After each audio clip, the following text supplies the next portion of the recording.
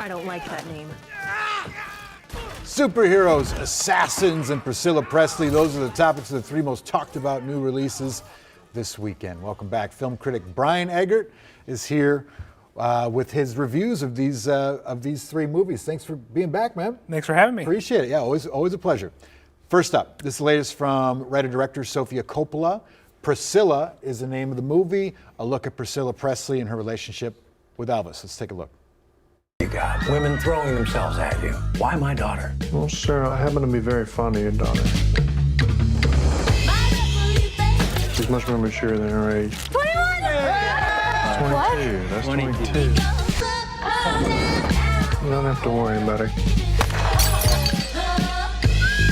Black hair and more eye makeup. I don't know if I like it. What do you mean you don't know if you like it? All right, what do you think, Brian? That's the guy from Euphoria. Yeah, Jacob Elordi. He's Really quite good good in actor. this.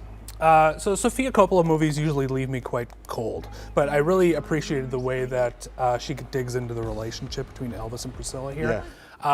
He meets he meets Priscilla when she's in the 9th grade.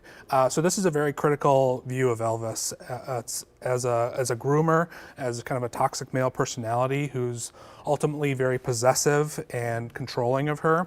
But is that accurate? It's based on Priscilla's memoir, so Okay, so apparently, pretty accurate. yeah. I mean, they did meet when she was in the 9th grade, so yeah. there you go. Interesting. Kaylee Spaney plays Priscilla, and she's giving an outstanding performance, very subtle performance.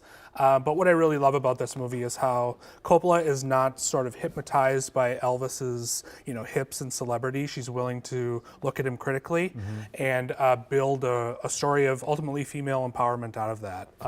Worth a watch. Absolutely, it's one of my favorite movies of the year. Oh, really? Yeah. Okay, good. Wow. 2 thumbs up for Brian. Okay. Speaking of female empowerment, the latest MCU feature, The Marvels. It centers on a team up between Captain Marvel, Monica Rambeau, and the young Miss Marvel. Here's a clip. She's entangled our light-based powers. So we switch places whenever we use them. Strong theory. You can absorb light.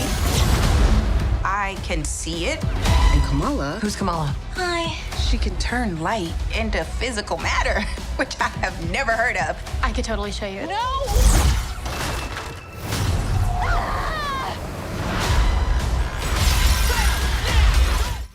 All right, here's my question. Is this worth the watch, or is Marvel jumping the shark at this point? I think Marvel has definitely spread themselves a little thin in their post-Avengers Endgame output. Yeah. They've got too many movies, too many shows. I think the Marvels is sort of a casualty of that.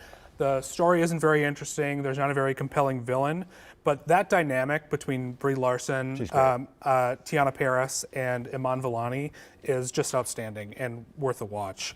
It's not going to advance the medium of cinema or anything, but I give it a mild recommendation, but a recommendation nonetheless. Does it take you away from reality for 2 hours? It does. Okay, Yes. so then sometimes it's just worth the price, right? Absolutely. And I love the popcorn, so why not? Okay.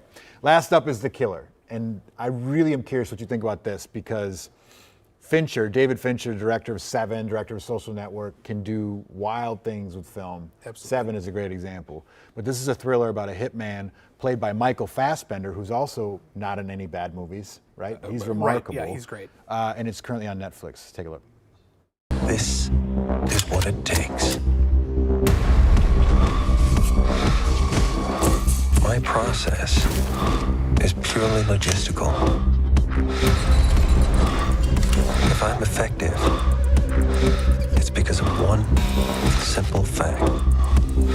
I don't give a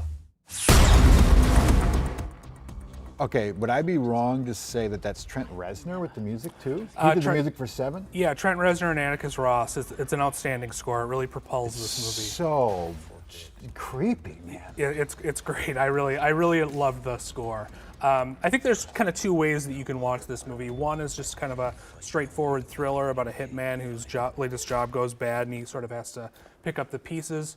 Or you can watch this as David Fincher doing sort of a commentary on himself. He's known for being sort of cold and calculating, taking 30 takes to get a particular shot. And those same kind of fusspot qualities are the qualities that are in Michael Fassbender's character. He's very obsessive, he's very meticulous. And in that, I think there's this self-critique and sort of a humor at work where he's poking fun at himself, Fincher. And that really opens this movie up into something that, no matter how you watch it, it's super entertaining. It was one of my favorite movies of the year so far. So is it more like Dexter, where there's almost like comic relief somewhere in there, or is it Yeah. more like Seven, where it is dark, dark, dark, dark, dark? No, I think the Dexter comparison is apt. Okay. You know, he's a guy you're inside of his head the whole time. So on the outside, you're seeing something very cold and calculating, but he's always listening to the Smiths as he's doing his work, which is like the most emotional outpouring that you can get in music. So there's obviously something emotional inside of him.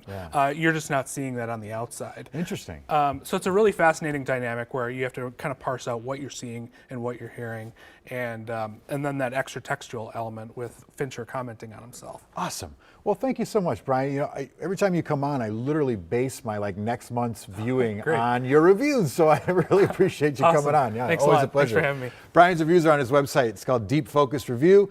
We have a link on care11.com. Thanks again, man.